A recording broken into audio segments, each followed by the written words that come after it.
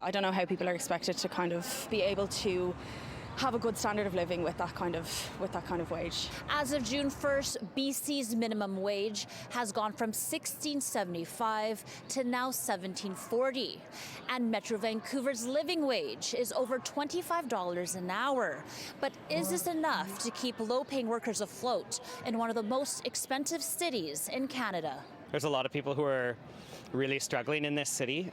Wages have not kept pace with the cost of living. We're going to lose young people building their careers. Anastasia French with Living Wage for Families BC says the BC government should increase minimum wage to at least $20 an hour. Housing costs and food costs, which are the two biggest essentials that any of us need to get by, have skyrocketed. And that means that increases to the minimum wage are really small, insubstantial to actually how much it's costing to get by right now. I actually was working in a minimum wage job and left. I was just covering my rent and I felt that I didn't really have any expendable income. 60% of workers in Metro Vancouver that don't earn a living wage are women. French says the $8 gap between a minimum and living wage is hurting a lot of families. Do they pay for gas today? Do they pay for groceries today?